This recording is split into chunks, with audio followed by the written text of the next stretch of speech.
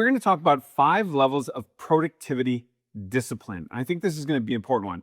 So again, one of the things that I do on this channel, Durand on Demand, and some of you may know that I'm opening up another channel. It's going to be called Motivated Catholic. That's going to be opening up soon. I'm talking a lot about Catholicism on my Durand on Demand channel, but I'm going to stay on Durand on Demand talking about business and leadership and whatnot.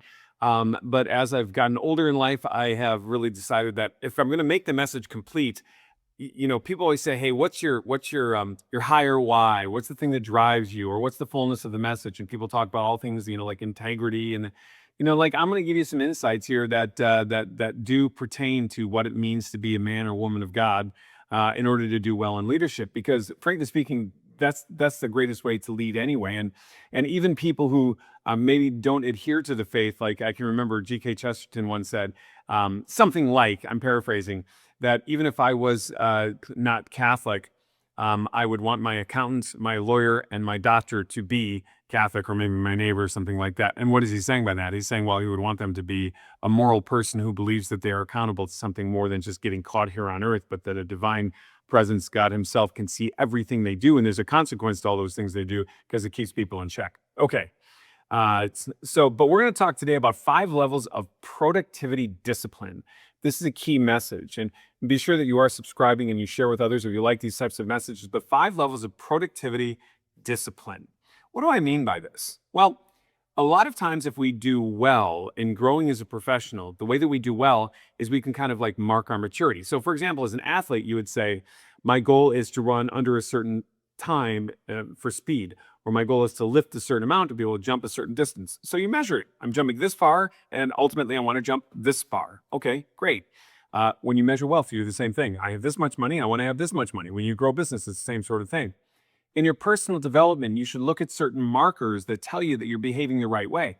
Honesty, for example, would be one. You'd easily say, okay, let's see. Well, I need to become more honest. I tell huge, grave lies on big, important issues on a daily basis. Okay, well, what's your actual goal? To never tell a lie about anything, including small things. Okay, so you would measure that progress. I no longer tell grave lies on a daily basis. I do it monthly. Okay, well, I suppose, it's better. I don't tell grave lies monthly. I tell them annually. Or now you move into a place where I tell no grave lies, but I do tell white lies quite often throughout the day. Then it's eventually I don't tell any white lies at all. And then you get to a place where you don't even, embellish slightly. Okay. So you would know your progress. Well, when it comes to discipline and productivity, like specifically getting more done in a shorter period of time with what is less effort, that is actually what productivity is. It's greater accomplishment in a shorter period of time with less resources to do that. It's an efficiency and volume ratio-oriented thing, and this is what drives business. And it's important to know that you're just in that if you're in business. I mean, if you're like, listen, I'm still producing cars, like they were produced 100 years ago. Well, you're not going to produce any cars because nobody's going to buy them. You're not going to be able to keep up. So you need to produce more cars in a shorter period of time with less energy in order to accomplish the goals that you have, at least in a proportionate measure. It's the same sort of thing with information. You can't say like, I'm going to literally, mail to my business partners across the country and snail mail items that they can sign and then they can mail back to me. No, you're sending it on a DocuSign and they're signing it. So it's a greater efficiency. You're getting more done in a shorter period of time with less effort to accomplish a greater thing. Now, that shouldn't be confused with working 24 hours a day. The person who believes that productivity is found in working more does not understand productivity whatsoever. It is to get more done in a shorter period of time with less effort or resources. All of those things to do together. So if your master plan for increased productivity is to go from working 8 to 9 to 10 to 12 to 24 hours, you have a finite resource and you're never going to really be that good at it. And you're going to quit anyway. Okay. So how do you know where you are? Well, you're at the first level of productivity discipline when you fail to begin in the first place. You have a plan, you have an idea, you get excited, but you never actually start it. You have no productivity at all. So let's just keep in mind that if that's kind of your general history of things, you're a very unproductive person. You need to get on it. Second thing is you quit early. Even in something, you might even not quit early, but you might quit just before it's done. So you could have a 100-yard bridge that you're building, and you could quit after you build 1 foot of the bridge, okay? Or you could quit at 99 yards and the bridge is still useless. You can't drive anything across it because there's 3 feet left. So there are a lot of people who do this. They have oftentimes a very sanguine personality. They get excited about things right away, but they quit them early. Um, and so just ask yourself, what is my history? Do I start a lot of things but don't finish them? So my productivity discipline, and that's what I'm talking about, discipline is very, very low. Now, we'll get in subsequent videos on how you actually change this. This is the assessment. After you have the assessment, you can make the change. What's really beautiful about this is that you can watch this video and say, okay, I've actually assessed that I'm kind of at level 3 right here, and I'll get into level 3 in just a moment. And so just being aware that I'm at level 3 and that there is a level 4 and a level 5, I kind of know what I already need to do to get there. Okay, what is level 3? Getting it done, but with sloppiness and missed details.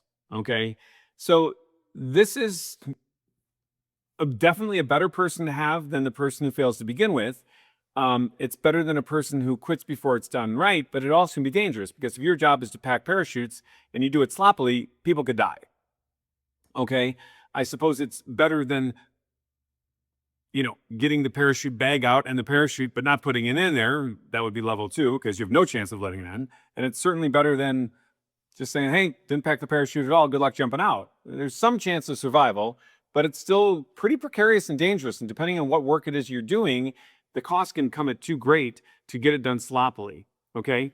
The fourth one is perfectionism. It's kind of the opposite of that.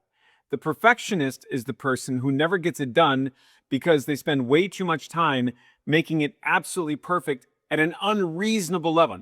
So I'll give you an example of this.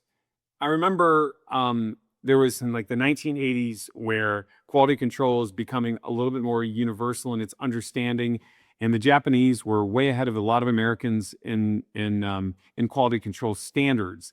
And there was kind of like gathering of engineers, and they were asking the American manufacturers, what is your acceptable percentage of error? And they were saying, well, 1% or 2%. And they got to the Japanese gentleman and he said 0. And they said, well, that's not even realistic. How can that be? And he said, I have a question for you. How many babies can an OBGYN drop? And the answer was 0. Okay.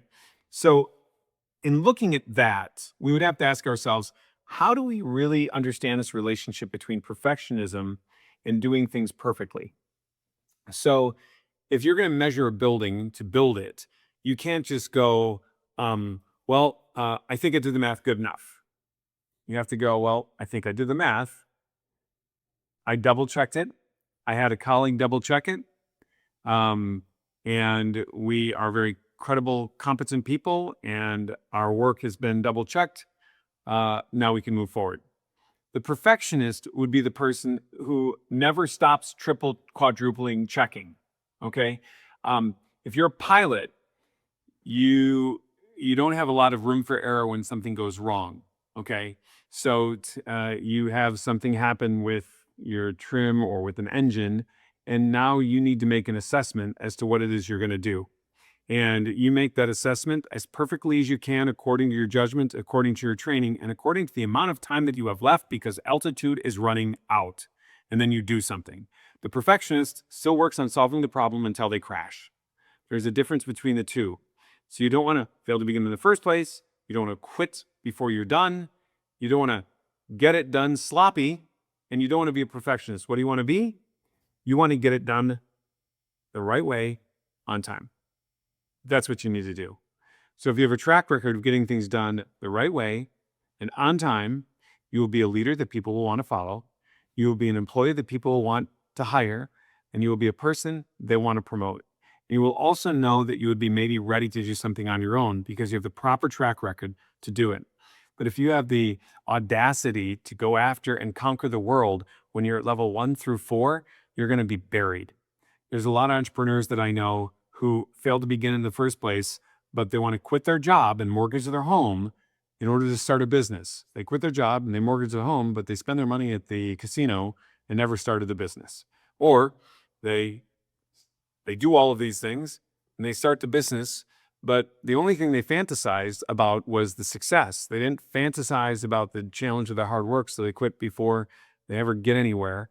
or they get it done in such a sloppy way that their business is built on sand and it collapses quite soon. And that's a dangerous one too, because to the degree that they have success, they start to believe the headlines and they push aside the fact that they've been sloppy and they start to blame others quite often. And the perfectionist too. This is a person who generally doesn't do very well because um, they're too slow in their performance and they're not making decisions as swiftly as they could. Now, at the base of all of this, you've heard me talk a lot about prudence. Prudence is the mastery of decision making. And you can't have justice or fairness without prudence. These are the cardinal virtues because they build on each other. You can't have fortitude, stick to itiveness. That's the type of thing we call courage, to forge through things, to suffer well. And you can't have temperance, the resistance of temptation.